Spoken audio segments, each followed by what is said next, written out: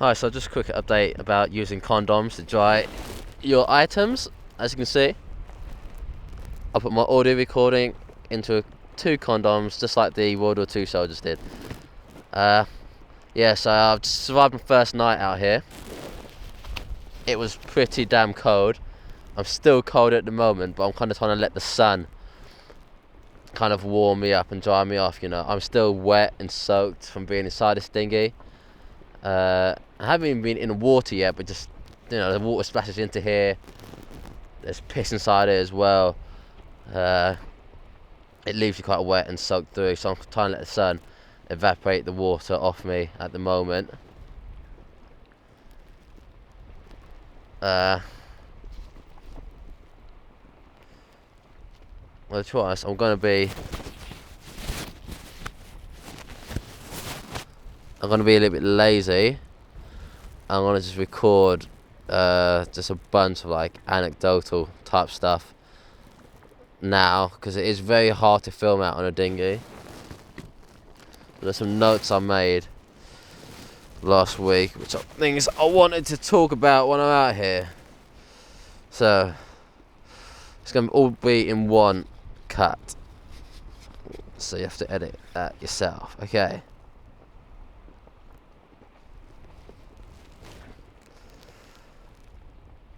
Okay, so this is one survival challenge where there's so much water, but I can't drink any of it at all. It's a very unique situation that I've never really been in before. In most challenges, the water which I've been around is normally always been fresh water, if there is any water there. You know, it's the old adage, water everywhere, but not a drop to drink.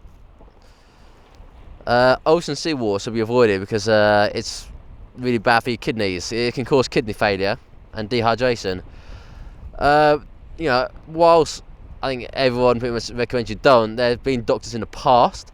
A guy called Dr. Alan Bombard, back in 1952, did a study where he went out at sea and drank seawater, but his findings weren't very clear and there wasn't really that much data.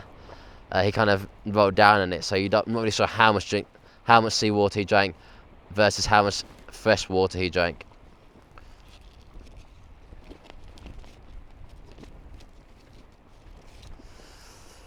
He said he spent like 65 days out there in the sea with no provisions other than salt water, some fresh water somewhere from like rain and like fish. How much of this is known to be true, there's no way to know. What his ratios of fresh water and seawater were. So it is possible to do this.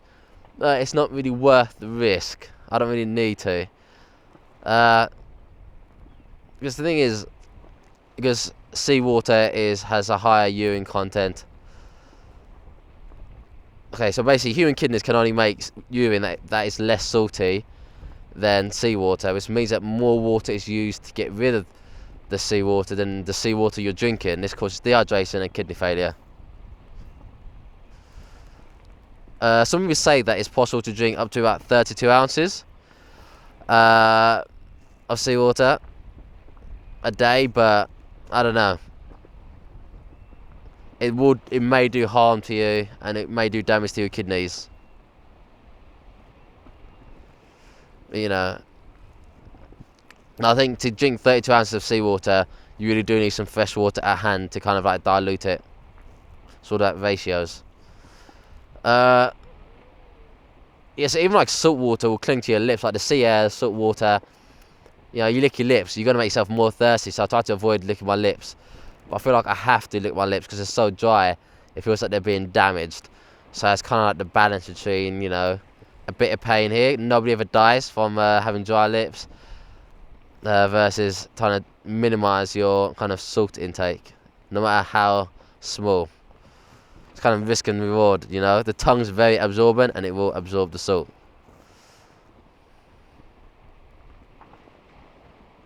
You know, salt in blood is, I think, 0.9%. Seawater is 2.1%. So you can see the big difference there. It's like almost double the amount of salt in seawater than there is in your own blood. Also, drinking urine, don't drink it. It's salty. It's not worth it. You know, it's got, you know, you're just ingesting salt from your kidneys. It's ingesting salt that your kidney has been trying to eliminate. So it's best not to drink seawater. No. You shouldn't drink your urine either, because really what you're doing is re-ingesting salt, which your kidney has been trying to eliminate out your body. So it's kind of counterproductive. Now, drinking rainwater is what it's all about. But it hasn't rained yet. We're in England. Well, we're not in England. We're near England. And you would have hoped, or I would have expected it to actually rain a bit. To our knowledge, it hasn't rained. But, you know, basic methods when it does rain. Basically, your boat is covered in seawater. You know, seawater's jumped in. There's just liquid on the base of your boat all the time. This means when it does rain, you can't drink straight from, you know, the water that's in your boat like this. All that water there down the sides. You can't drink it because that's already like contaminated with seawater. So what you want to do is get some kind of tarp or some kind of, you know, something to contain water.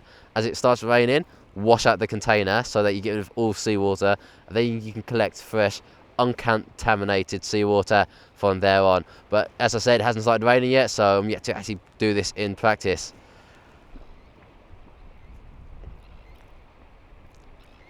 Yeah, so basically about my night's sleep last night. It was bad, it was cold, I was shivering at times. I kept waking up quite a bit because of the movement of the waves. Still feel a bit seasick just from constantly being bobbed around. My hands were pretty much completely frozen, could barely even move them at all throughout the whole night. And this is followed by the fact that my back is killing me, because when you're kind of lying in a raft like this, it is very bendable to your weight. So I was already sleeping in like a slumped position, and then when you combine that with the constant movements of the water underneath your raft, your keeps on like bends your malleable base, like my back was constantly being contorted into uncomfortable positions, which wasn't very nice. So that was very uncomfortable.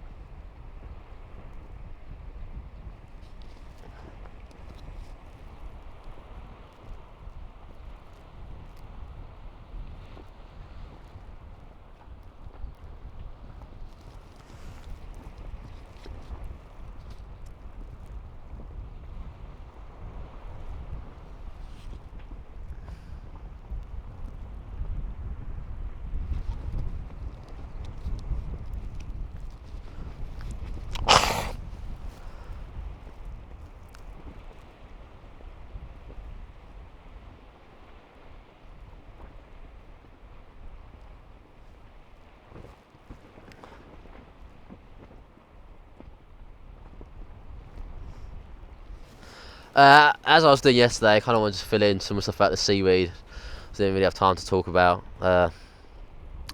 Seaweed can be one of your best sources of sustenance out here if you don't have the equipment to fish.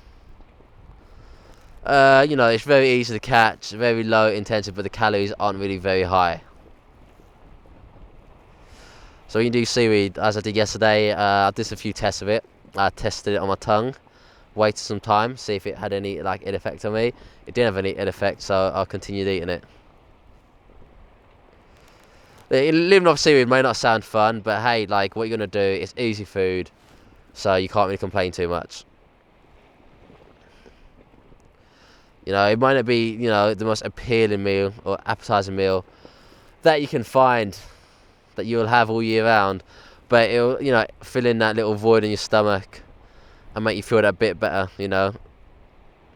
It'll kind of activate your digestive system, and that'll help keep you warm in the night, you know. If you eat a bit of seaweed late at night, then throughout the night your body's going to be kind of working to digest it, and that's going to keep you warm.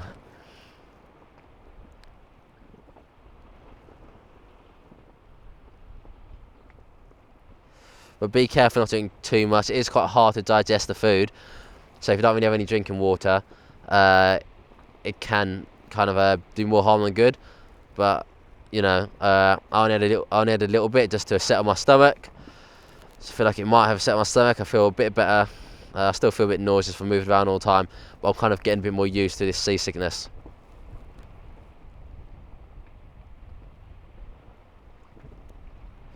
You got to make sure you thoroughly chew it, because it is hard to digest by your kind of digestive system. Chewing it properly would do you the world of good and save a lot of hassle down the line. Also, like in any seaweed, you can find actually not just seaweed inside it, but you can also find, you know, edible fish, crabs, shrimp, just anything inside it. You can either eat this stuff or use it as bait. It's very useful. It's low calories, but for the long term, it won't be enough.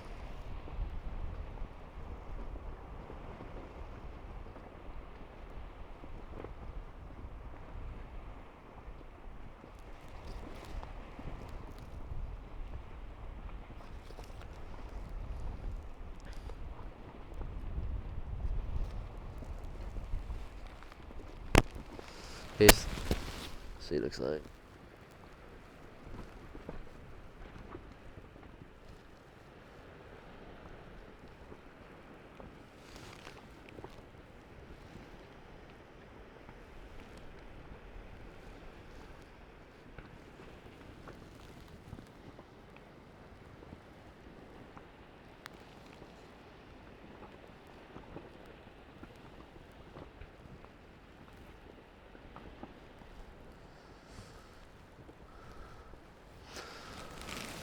Oh, I'm just trying to use the sun to warm me up at the moment.